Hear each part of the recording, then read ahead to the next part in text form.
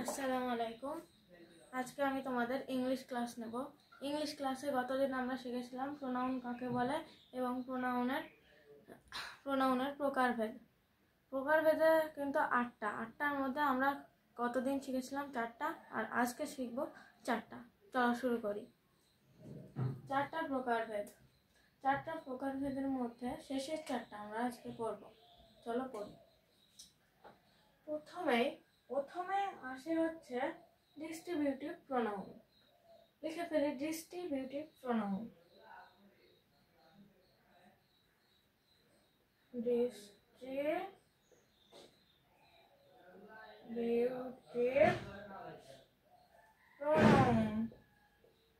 Distributive pronoun কি? Distributive pronoun হচ্ছে যে প্রোনাউন হচ্ছে একাধিক ব্যক্তিবস্তুকে পৃথকভাবে আলাদা করে। যে প্রোনাউন একাধিক ব্যক্তিবস্তুকে আলাদা করে তাকে আমরা বলি ডিস্ট্রিবিউটিভ প্রোনাউন। তাহলে যে প্রোনাউন একাধিক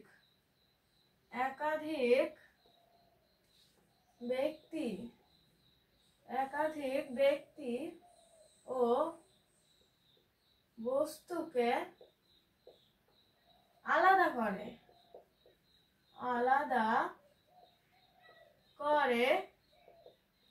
তাকে কি বলে? তাকে বলে ডিস্ট্রিবিউটিভ প্রোনাউন।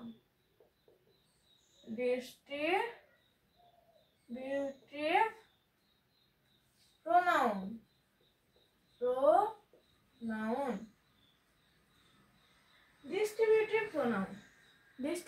প্রোনাউন কি হতে পারে? ডিস্ট্রিবিউটিভ প্রোনাউন হতে পারে ইচ, আইদার, নাইদার। এগুলো কিন্তু এই যে একাধিক ব্যক্তি বস্তুকে আলাদা করে, পৃথক করে। তাহলে কি হতে পারে? উদাহরণগুলো লিখে নিই।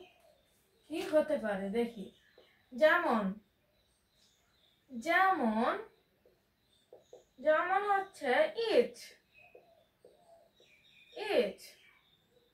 কিন্তু এই যে একাধিক ব্যক্তি বস্তুকে আলাদা করে, ইচ। তারপর কি? আইদার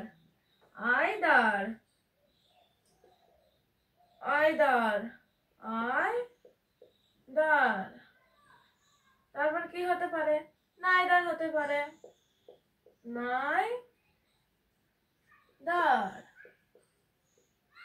কি হতে পারে? Each, either, neither. এইগুলো হচ্ছে একাধিক ব্যক্তি ও বস্তুকে আলাদা করে, পৃথক করে। এটা হচ্ছে ডিস্ট্রিবিউটিভ প্রোনাউন। তাহলে আশা করি বুঝেছো যে প্রোনাউন দ্বারা একাধিক ব্যক্তি বস্তুকে আলাদা করে তাকে বলে ডিস্ট্রিবিউটিভ প্রোনাউন। তাহলে পরেরটা চলে যাই। পরেরটা কি? পরেরটা হচ্ছে রিফ্লেক্সিভ প্রোনাউন। পরেরটা কি? রিফ্লেক্সিভ কি প্রোনাউন? Reflexive pronoun.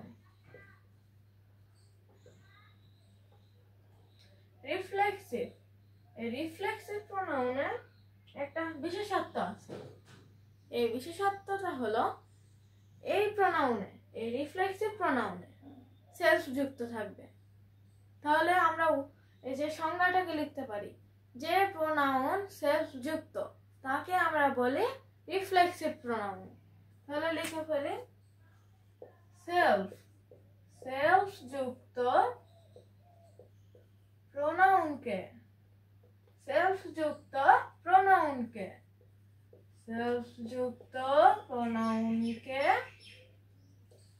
আমরা কি বলি? রিফ্লেক্সিভ প্রোনাউন বলি।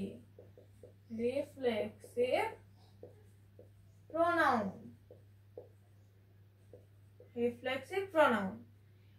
এই রিফ্লেক্সিভ প্রোনাউন কি হতে পারে? রিফ্লেক্সিভ প্রোনাউন হতে পারে my self, her self, him self, এগুলো লিখে ফেলি চলো।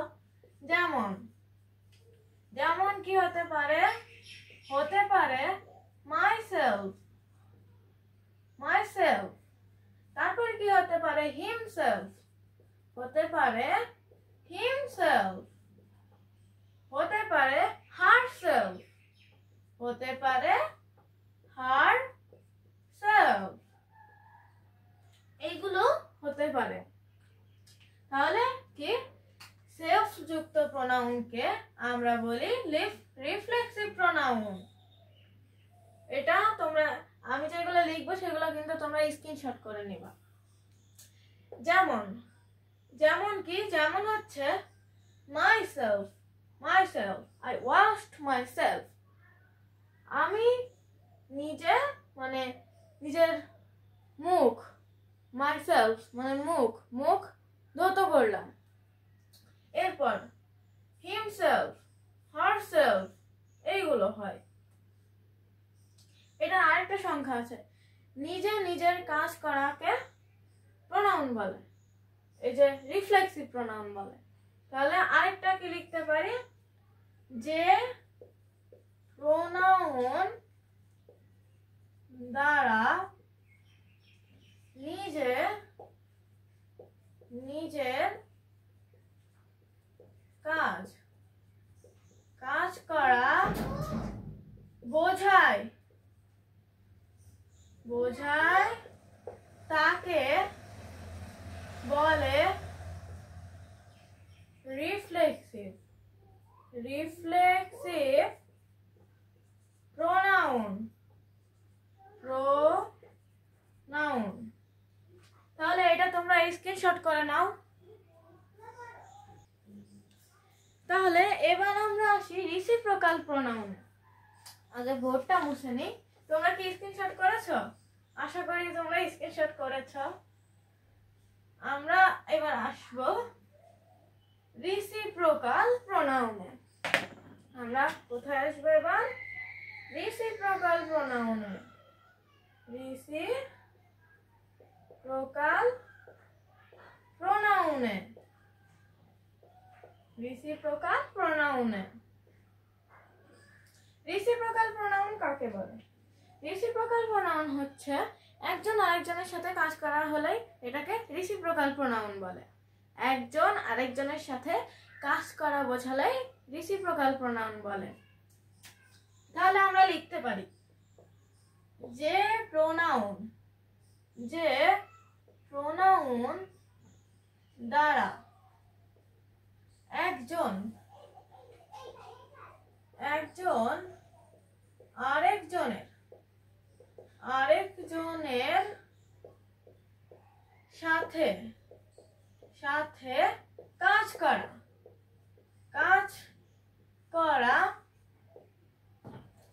করা বোঝায়, বোঝায় তাকে কি বলি আমরা? তাকে বলে কি? Reciprocal pronoun. Reciprocal, reciprocal pronoun. তাহলে তাকে কি বলে? Reciprocal pronoun. এবার একজন আরেকজনের সাথে কাজ করা, এটার উদাহরণগুলো কি হতে পারে? এটার উদাহরণগুলো হতে পারে ইচ আদার, ইচ আদার হতে পারে। চলো লিখে ফেলি উদাহরণগুলা। যেমন যেমন কি হতে পারে? যেমন হতে পারে ইচ আদার। তবে আর কি হতে পারে?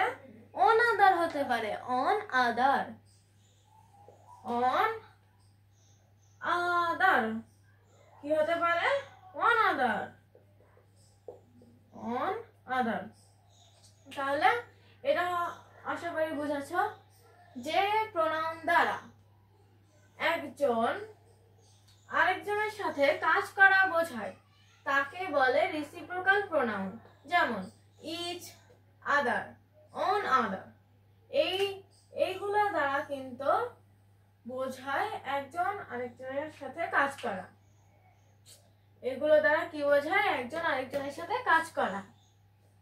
ইচ আদার আর অন আদার, আরো হয় ইত্যাদি ইত্যাদি। এবার আমরা শিখবো ইনডিফিনাইট প্রোনাউন। ইনডিফিনাইট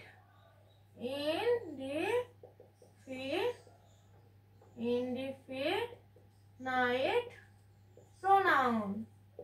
এই ইনডিফিনাইট প্রোনাউনটা কি? ইনডিফিনাইট, এই ইনডিফিনাইট অর্থ কি? ইনডিফিনাইট অর্থ হচ্ছে অনির্দিষ্ট। অনির্দিষ্ট, অনির্দিষ্ট। তাহলে আমরা তো বুঝতে পারছি এটা কি হবে। এটা হচ্ছে লিখবো, এটা লিখবো হচ্ছে, দাঁড়াও একটু মুছে নিই। যে প্রোনাউন, যে প্রোনাউন অনির্দিষ্ট, যে প্রোনাউন অনির্দিষ্ট তাকে কি বলে? তাকে বলা হয় ইনডিফিনাইট প্রোনাউন। তাকে বলা হয় ইনডিফিনাইট প্রোনাউন। তাহলে এটা যে প্রোনাউন অনির্দিষ্ট তাকে বলা হয় ইনডিফিনাইট প্রোনাউন। আর ইনডিফিনাইটের অর্থ অনির্দিষ্ট। যে প্রোনাউন অনির্দিষ্ট তাকে বলা হয় ইনডিফিনাইট প্রোনাউন।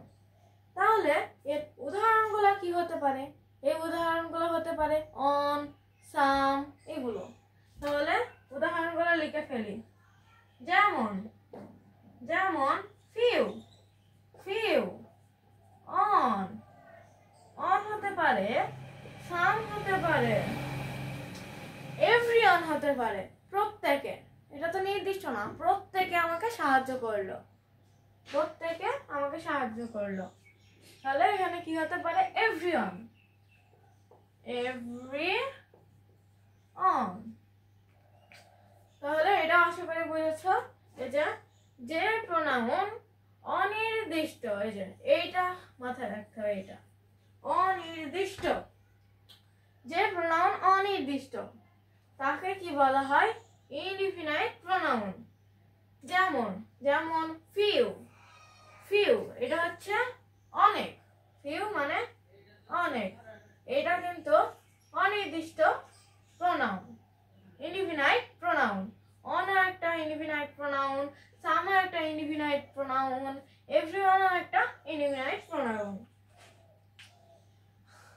আশা করি এটাও বুঝেছ। আমাদের কিন্তু কাকে বলে, কত প্রকার, কি কি এসব আসবে না। আমাদের আসবে প্রোনাউন আইডেন্টিফাই। এক কথায় আসবে পার্টস অফ স্পিচ আইডেন্টিফাই। একটা প্যাসেজ দেওয়া থাকবে, একটা প্যাসেজ দেওয়া থাকবে, ওর নিচে মানে দাগও দেওয়া থাকতে পারে, নাও দেওয়া থাকতে পারে। যদি দাগ দেওয়া থাকে তাহলে ওই যেই শব্দগুলোর নিচে দাগ দেওয়া আছে ওই শব্দটা কি? পার্টস অফ স্পিচের কি?